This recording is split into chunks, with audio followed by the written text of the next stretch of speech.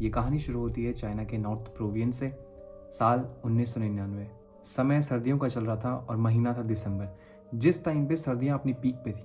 हवाओं का तेज चलना, बर्फबारी होना, बारिश होना अक्सर उस शहर में बहुत कॉमनली देखा जाता था। उसी शहर के छोटे से अपार्टमेंट में एक ली वेई नाम का लड़का रह रहा था। ली वेई चाइना के स्कूल ऑफ आर्ट से ग्रेजुएट हुआ था, जिसका हिस्टोरिकल आर्ट्स में बहुत ज़्यादा इंटरेस्ट था। ली वेई काफ़ी अच्छा स्टूडेंट हुआ करता था, लेकिन कैंपस में जॉब ना मिलने के कारण वो अनएम्प्लॉयड ग्रेजुएट हुआ और 3-4 महीने कॉलेज के बाद ऐसे ही भटकता रहा जॉब के लिए। फिर आती है दिसंबर की 17 तारीख। आज मौसम काफ़ी साफ था, ली के लिए बाहर निकलने के लिए बहुत अच्छा समय था।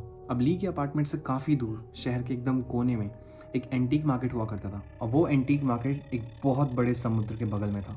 अब वो मार्केट सी पोर्ट के बगल में होने के कारण वहाँ पे बहुत ज़्यादा शिप्स आया करती थी, जिनका काफ़ी ज़्यादा इलीगल माल वहाँ पे आता था। तो जो भी वहाँ पे शिप्स और बोट्स आया करती थी, वो सब लोग अपना इलीगल माल उस एंटीक मार्केट में ब्लैक में बेचा करते थे, जिसमें होती थी illegal weapons, jewelleries, watch, paintings, चोरी के कुछ आइटम्स और भी बहुत सारी एंटीक और रेयर चीज़ें। अब ली वेई एक आर्ट स्टूडेंट जिसको बहुत ज़्यादा इंटरेस्ट था हिस्टोरिकल आर्ट्स एंड स्कल्पचर्स में, और वो जाता है इस मार्केट को एक्सप्लोर करने के लिए, जहाँ पे उसकी नज़र पड़ती है एक वुडन स्टैचू पे, एक बहुत यंग और सुंदर फीमेल का वुडन स्टैचू, जिसके लेफ्ट शोल्डर पे एक फैब्रिक अटैच कर रखा था। जितना सुंदर उस फीमेल वुडन स्टैचू को बना रखा था, उतना ही सुंदर उस फैब्रिक को भी बना रखा था। अब ली वेई एक आर्ट स्टूडेंट जिसका इंटरेस्ट भी इसी चीज़ में था, वो जब इस पीस ऑफ आर्ट को देखता है तो वो बहुत शॉक हो जाता है। उस वुडन स्टैचू की एक एक बारीकी की डिटेलिंग, उसके सिल्क से बने हुए बाल, वो फैब्रिक के कलर्स, वो कलर, वो टेक्सचर, वो फैब्रिक इतना एक्स्ट्रा ऑर्डिनरी डिफाइंड है जो आज की पेंटिंग्स में दिखना बहुत ज़्यादा मुश्किल होता है। अब ली वेई को वो पेंटिंग इतनी ज़्यादा पसंद आती है कि बिना सोचे समझे वो उस पेंटिंग को सीधा खरीद लेता है। अब ली वेई जब ये स्टैचू खरीदता है तो दुकानदार उसे रिसिप्ट देने से मना कर देता है। वो ली वेई को बताता है कि ये एक इलीगल आइटम है जो एक शिप के द्वारा कुछ टाइम पहले यहाँ लाया गया था। अब इलीगल होने के कारण वो स्टैचू ली को बहुत ज़्यादा सस्ते दाम में मिलता है और ली उसको अपने घर ले आता है, और असली प्रॉब्लम यहीं से शुरू होती है।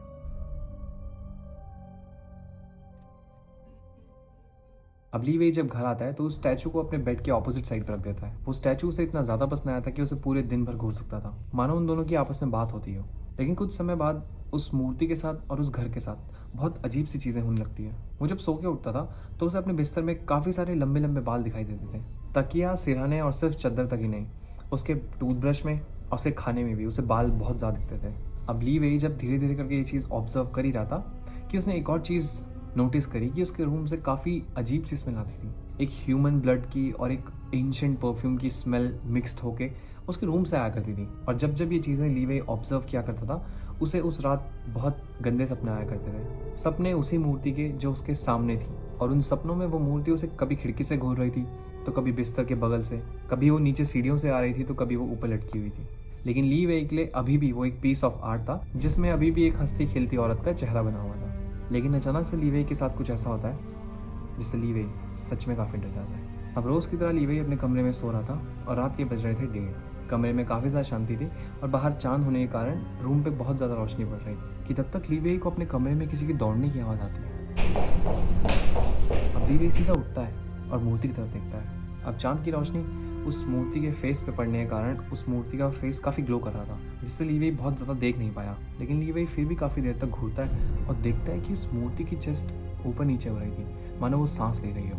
वो देखता है कि मूर्ति के बाल पहले से ज़्यादा लंबे हो चुके हैं और वो मूर्ति उसके बिस्तर के काफ़ी ज़्यादा करीब आ चुकी थी। अब जब तक ली वेई इस चीज़ में सोच ही पाता कि तब तक उसे अपने कमरे से फिर से किसी के दौड़ने की आवाज़ आती है, और अब ये सुनते ही ली वेई सीधा अपने कमरे से बाहर भाग जाता है।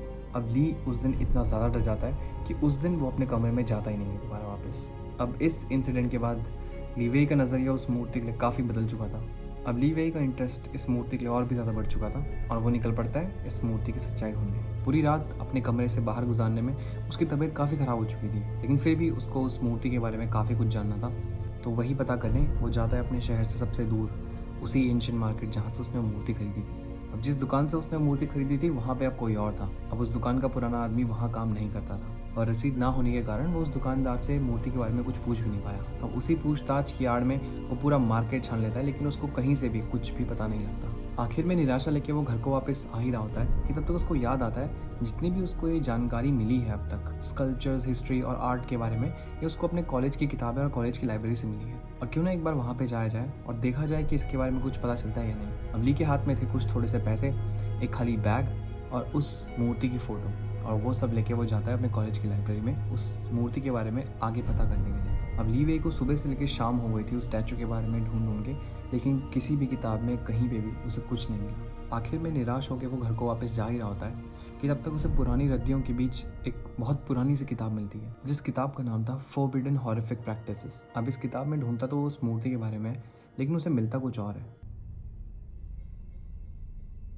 उसे पता चलता है एक प्रैक्टिस रोसर्शियो के बारे में। अब क्या थी ये प्रैक्टिस, और इसको सुनने के बाद ली वेई इतना डर क्यों जाता है? अब इस बुक में बात करी गई थी 100-200 साल पहले। चाइना में एक रीजन हुआ करता था जहाँ पे इनका ये बिलीव था कि अगर कोई आदमी की विश इनकम्प्लीट रह जाती है और वो मर जाता है, या फिर उस आदमी की कोई इनजस्टिस के थ्रू मौत हो जाती है, तो उसकी सोल कभी फ्री नहीं हो पाती, जिसके कारण उनकी फैमिली को और उनके लोगों को बहुत बड़ी प्रॉब्लम हो सकती थी। इसीलिए उस जगह के लोगों ने एक रिचुअल स्टार्ट किया था जिसका नाम था रोसर्शियो। और उस किताब में उस रिचुअल के बारे में एक एक चीज़ डिटेल में लिखी गई थी, जिसमें यह बताया था कि उस डेड बॉडी की बैक से तुमको स्किन लेनी है और उसके बाल लेने हैं, कि इसकी आत्मा ट्रैक हो जाए जब वो अपनी डेड बॉडी का चेहरा देखे। उस स्किन को उसकी डेड बॉडी पे ऐसा स्टिच करना है कि उसे फेस में दिखे कि वो बहुत खुश है, वो मरते हुए और जाते हुए काफ़ी खुशी खुशी गई थी।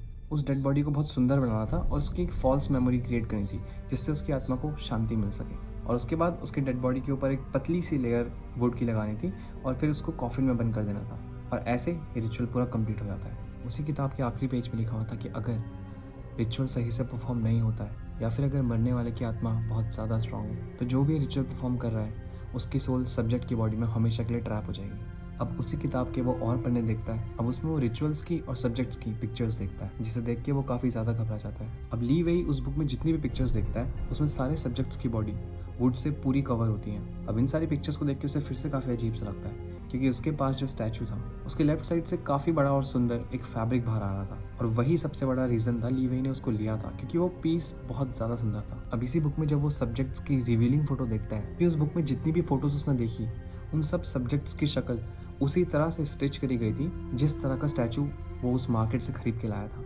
अब इसी डाउट को क्लियर करने के लिए वो अपना फ़ोन निकालता है और फोटोज़ कंपेयर करने लगता है। वो अभी भी समझ नहीं पा रहा था कि इन सब की शक्लें सेम क्यों हैं, और फिर इन फोटोज़ से उसे जो पता चला वो काफ़ी दिल दहलाने वाला था।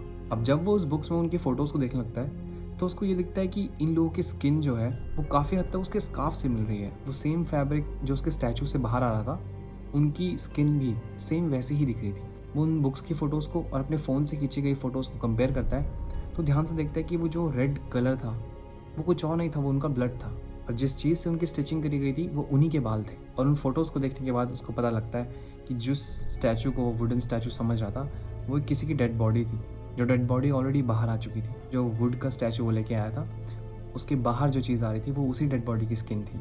और इस पॉइंट तक वो ये रियलाइज़ कर चुका था कि वो जो स्टैचू वो लेके आया था वो कोई स्टैचू नहीं था, वो किसी की डेड बॉडी थी। लेकिन उसी बुक में उस रिचुअल का रिवर्स भी लिखा हुआ था, जिसको पढ़ने के बाद ली वेई डिसाइड करता है कि इस बुक को मैं इशू कराऊँ और घर लेके जाऊँ। फिर उसके बाद वो बुक इशू कराता है और हमेशा के लिए अपने रूम पे चला जाता है। अब इसके बाद ली वेई के साथ क्या होता है वो किसी को नहीं पता। इस केस की जब इन्वेस्टिगेशन होती है तो उनको रूम पे सिर्फ वो बुक मिलती है और कुछ खून के निशान। न ली वेई की बॉडी मिल पाती है और न वो मूर्ति। जब इस केस की इन्वेस्टिगेशन बाहर आई तो काफ़ी लोगों ने अपने ओपिनियंस दिए। कुछ लोगों का मानना था कि वो काफ़ी दिन से अपने घर के बाहर था और इस चक्कर से ठंड के कारण उसकी मौत हो गई थी। और काफ़ी लोगों ने कहा कि उसकी तबीयत ऑलरेडी काफ़ी ख़राब थी और उसको जॉब ना मिलने के कारण उसने नदी में कूद के सुसाइड कर लिया।